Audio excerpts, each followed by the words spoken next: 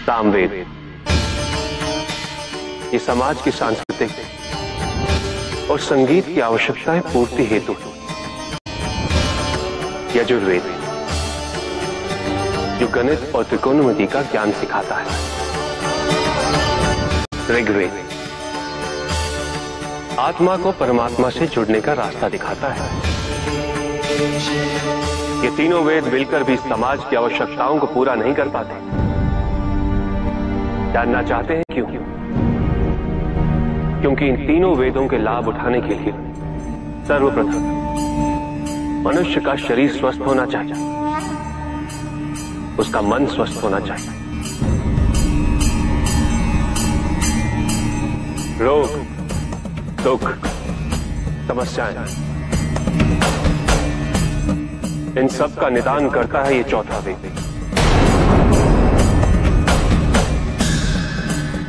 जो आज से अनंत काल तक अथर्ववेद के नाम से जाना जाएगा। ये लोक धर्मी वेद अथर्ववेद के नाम से जाना जाएगा। ये लोक धर्मी वेद जो समाज के पोषण के लिए अनिवार्य है। जिस प्रकार चार दिशाओं से धरातल पूर्ण होता है, उसी प्रकार चार वेदों से ये समाज पूर्ण हो जाएगा। तो अब हमें ज्ञान की परिभाषा एक कपाली से सीखनी होगी।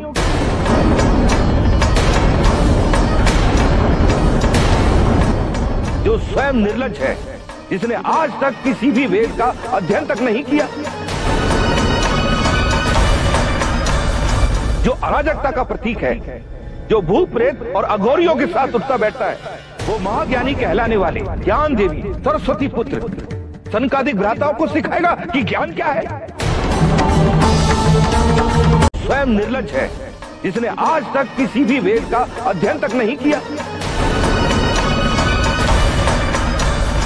जो अराजकता का प्रतीक है, जो भूत प्रेत और अघोरियों के साथ उठता बैठता है, वो महाज्ञानी कहलाने वाले ज्ञान देवी सरस्वती पुत्र सनकादिक भ्राताओं को सिखाएगा कि ज्ञान क्या है।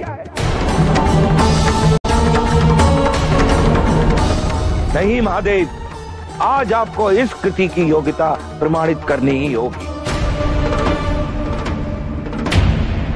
पहले यह तो प्रमाणित हो जाए कि आप स्वयं इस वेद को मान्यता देने योग्य हैं भी या नहीं।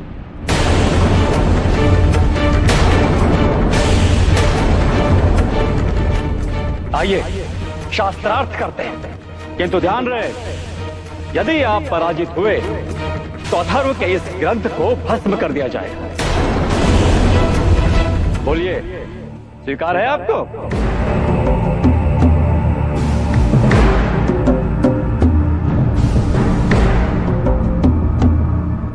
क्या हुआ महादेव, आप तो सोच में पड़ गए।